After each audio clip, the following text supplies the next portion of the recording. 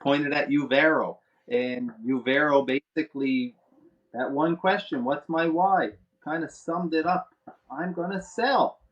And on the same day that I finished my real estate exam, I was offered the position of director. Basically, I accepted the role, which it's a very lucrative compensation package and company vehicle, benefits and pension. And I said, this is a great opportunity, especially where I am right now in my career. And it's an opportunity to give back. The company is super generous. They're one of the most giving companies locally. They're at all the events, and they're a very 75-year-old company, well known. And for them to select me or reach out to me, I just felt like, yeah, this is a great. I feel valued.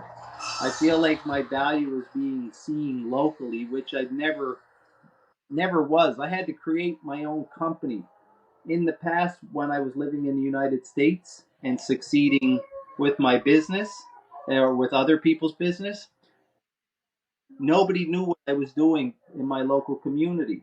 And when I moved home, it's like, oh, Wayne Miller's back. But nobody had known what I've been doing for the 10, 13 years I've been away. So I start a business. The business does well, it fails, and then all of a sudden the local company sees the value in what I've done and offers me a position. And I just feel like you said, it's serendipitous how it's all happening. But I attribute that to positive thinking and always thinking that the best is going to happen. Because if you don't think the best is going to happen, it won't. But if you believe the best is going to happen, it will. It's simple. What you think about most is what happens in your life. And I'm a strong believer of the law of attraction and self help, The Secret, and all these tools that help you with your mind and getting in the right mindset, because it's everything and it leads you forward to succeed if that's what you choose. Well, even like, when you have the right mindset, even when you're not succeeding, you see success in the small things, right? Which lead you to see opportunities. It's not, when people talk, like you're talking about the self help stuff, and you're absolutely right. But what people miss often, it's that it's not that all of a sudden these magical things happen. It's that you yourself become a conduit for understanding what those little successes are to then create larger opportunities for yourself. Yes, 100%. And may I add one other great thing that just happened in my life? My wife announced that we're having our third child.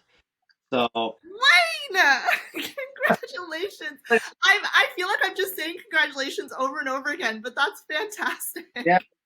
no, it's very early, due in June, and I'm like, what is going on right now? Like, not even questioning it. I'm saying, yes, I deserve this. We deserve this. Like, we have worked so hard over the years. And me personally, I've worked my whole life overcoming adversity and keeping a smile doing it. And finally, at the age of 50, I just turned 50 on this past year. I feel that it's all coming together while I'm still in my prime.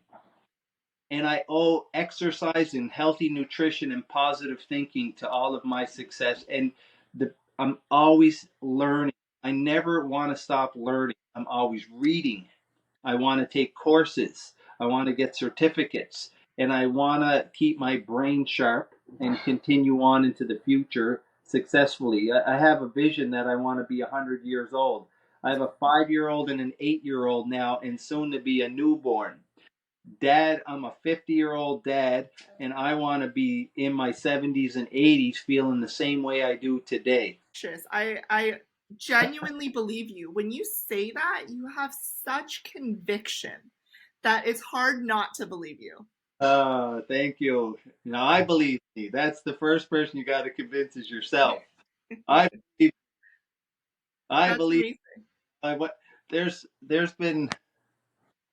been so many times, going back to the Robin Sharma days where, Robin's little tips were write your affirmations and put them on a sticky note. So I'd stick them on my mirrors, you know. And Robin's quote was, "I'm not all I appear to be. All the earth's strengths and powers rest inside of me." And that was in 1998, 99 when I read that, and I say it every day. Like, I'm not all I appear to be. I'm so much greater than I even realize. Just put it out there. And what my conversations with Sheila and the team at Uvero is, just be authentic, be yourself. Stop trying to, fake it and be someone you're not. Like, I've tried that. It doesn't work. People can, tell a fake 100 miles away. But when you're yourself and you just go for it, people appreciate it. And I'm trying to be more authentic every day. So that's a great segue to my next question for you. What do people misunderstand about you the most? Don't mistake my niceness for weakness. That's one thing. I'm super nice. Sometimes when people are very nice, others will take advantage of them or try to take advantage of you. I've kind of based my life on being a truthful person, and if someone is trying to get one up on me or take advantage of me, I'm the first person to square them up and say, you know, let's not go there. Here's the path we're on. Let's stay on the path. So it's always about just letting people know, I'm an awesome person. I'd love to be in your company and be friends, but hey, let's be honest, always honest with each other. How's that? I love that. I love that. I feel like this whole conversation has been not just positive, but enlightening in a lot of ways. I think that sometimes when people talk about sales, it can feel very like we got to hustle, we got to do the right things, we got to, like you just keep going. And like that is a little bit of part of your message as well. But I think the center, the core of your message is really that there are struggles, there will be struggles, but it's, about seeing those opportunities within the struggle. Yes. Yeah, no, it's such a sales is probably the greatest profession there is. It really is the sky the limit. Whether you're selling pencils or you're selling Mercedes Benz or you're selling SaaS, the opportunities are there for you to make a lot of money. And like I said about my green tea experience, you have to love what you're doing to really be good at it. If you don't love the product or love the company you're with, you're probably not going to put your best effort in. So for me, um, you have to have a vision for yourself. You have to know yourself. What's your purpose? My purpose back in 2000, the year 2000, my grandfather passed away on my mom's side, and I was driving home from Halifax to Cape Breton by myself, and it was dark at night. And if you've ever driven the roads of Cape Breton, they're really windy. You're going up over mountains. You're along waterways. There's not a lot of light. So it was just me and the winding roads on the way to say goodbye to my grandfather. And at that moment, it was like, what's my purpose? I said out loud in the car by myself. And with that question, it was like an answer came into my head. And that answer was to make a positive difference in someone's life. Be positive, make a difference. And it kind of just hit home like, yeah, that's my purpose, to make a positive difference, whether it's just to give someone a smile walking down the street and see if you can get them to smile and make them feel better. And every product that I've sold, I see that as the outcome. Whatever I'm selling makes a positive difference in somebody else's life. And that motivates me and it keeps me going. It's not just to make money, because it's easy to make money, right? You could, but to feel good about making the money is even better, because you wake up every morning enthusiastic about it, and not everybody understands that about me as well. Even my wife some days and thinks she doesn't really know me that well. This is why I'm doing it, because at the end of the day, it's to help my family, my community, and all the people that are in my circle. And now you, Christina, you're in my circle. I love that. I've been integrated into the circle. Hate it. I love that. Well, thank you, Wayne. First of all, I feel like like I said, this conversation's been really enlightening in a lot of ways. We are coming up close to the end of our chat here. Um, and I just want to say I really appreciate your openness to talk about some tough subjects, your openness to talk about the adversities that you have, and then also, you're a great storyteller in that you bring all of that together and then you round it off with what it's meant to you professionally and personally. And I want to thank you for putting in that effort. It's not easy to do, to kind of put your life story in these really, really significant ways for other people to understand as well. Yes. My life, like I said, I've met some wonderful people. I've traveled the world. I still have a lot to give.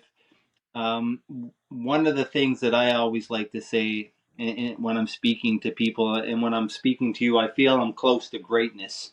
And why I'm telling you this is, along my journeys, when I lived in New York City, 2007, I'm walking down the street to the financial district, and all of a sudden I see tumbleweeds and soot and it's dirt, and I'm like, oh my God, did they not clean up after, 9/11? Am I in the wrong area? I was on a movie set, and I'm walking down the street, and lo and behold, it's Will Smith shooting I Am Legend. Okay, so I pull up a chair in a coffee shop, and I start watching the set, and he gets out, and I go over to the curb and I wave. Hey, Will. He waved back at me, and I said, I'm Wayne, the Fresh Prince of Whitney Pier, which is my community. Start like, I'm close to Will Smith. I'm so close to greatness. He makes $20 million a film. Get off the street, go about my business. A year or two later, I'm flying down from Atlanta, Georgia to Columbus, and this gigantic man gets on the plane and he sits next to me. He falls asleep. He's got to be about 280 pounds. I'm like, okay. He's now sleeping on my shoulder. I said, I'm waking this man. He is too big. And like when I was a kid, we'd always say, in God's eyes, we're all brothers and sisters. So let the man sleep. When the plane landed, everybody started to cheer. And I was like, who is he? Is he a football player? It was James Buster Douglas, the first man to knock Mike Tyson out in 1999 in Japan, next to the heavyweight champion of the world. So I introduce myself. We start walking. I snap a selfie of us on my Blackberry at the time, and I picture. He made 20 some $1 million for that fight, and I was like, wow, I'm so close to greatness. In my life, I'm always next to those people. I find them. There's so many more stories. Robin Sharma, Christina Lakovic. Did I pronounce? Close enough. But you know what, Wayne? Now we're close to greatness because we've been able to have this conversation with you. So it's come full circle. Okay. All right. So I have one more question. I think we have time for one more question before we sign off, and then we have to say bye. But again, thank you so much. And if we are visiting Nova Scotia, what is something most tourists don't know but should? People in Nova Scotia have to visit Cape Breton Island, and they have to go to an area called Aspy Bay or Cabot's Landing. It's where John Cabot first entered North America. It's on the eastern side of Cape Breton Island. The beaches are white sand. They're for miles and miles. There's mountain. When I go there myself, I feel like I'm in Jurassic Park, some, rainforest area. It is the most magical part of the world. Cape Breton Island's been voted the number one island by several travel magazines. I highly recommend coming to Cape Breton Island, doing the Cabot Trail, but making sure to stop at Aspy Bay and Cabot Landing and spending a day or two on the beaches there. It's absolutely amazing. Awesome. Thank you so much, Wayne. And I'm looking forward to maybe a part two sometime when you've had a chance to kind of get your ducks in a row with your new opportunities. I would love to have that conversation with you again. you so much, Christina. This has been awesome. I really appreciate it. Thank you. I'm going to stop recording right now, and then we'll do